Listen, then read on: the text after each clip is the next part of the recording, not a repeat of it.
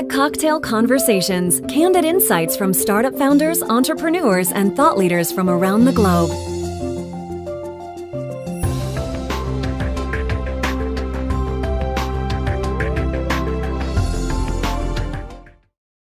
So Guide's an app that takes your online news and social streams and literally turns it into TV. So we do that using a combination of avatar and text-to-speech technologies.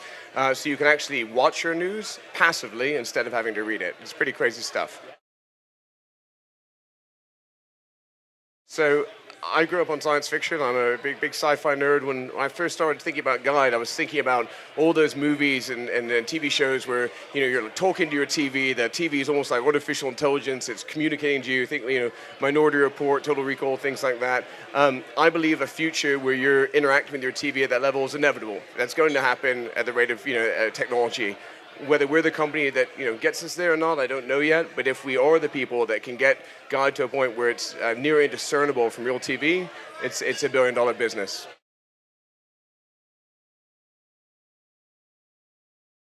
Well, when you do really crazy, ambitious stuff, it's always technology. So there's not that many people that we can look to and follow for a lot of the things we're doing. I mean, we're creating new things.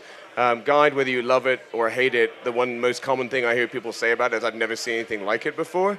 So we're breaking a lot of new ground, and it's scary and quite exciting at the same time. First off, Guide at its core is a newsreader, right? So people have proven at a most basic level that they like consuming all their news in one place. I think you're seeing different trends out there. So you'll see people that are doing the kind of audio version of that. So think Spoken Layer, Winston, Umano, and it's really cool. I mean, you can listen to your news on the go. Then you've got the kind of video guys like Frequency, and actually Stevie I think is really cool. But we're the only one that's right in the middle of that. It allows you to consume the news passively using photos, embedded YouTube videos, and actually watch it instead of having to read it. And people seem to like it. I think it's still, because you're using text-to-speech and things like that, it's still the beginning of a market. But I'd rather be at the front end of that than the tail end of it. A lot of investors, frankly, have said, why Miami? I've found a digital agency. I was also a VP at Sapient, so I've been running tech companies down there since 1996. There may only be 30 good developers in all of Miami, but I probably know 27 of them, and 8 of them already work for me. And I think, if I went to San Francisco, you can't get a college kid for 120 grand. And frankly, once you do, every 48 hours, someone's going to offer them more money and more equity. And I feel like in Miami, I can keep a team. We're close-knit. The loyalty's there, and I don't feel like I'm constantly having to, have a stick and bat the other companies away.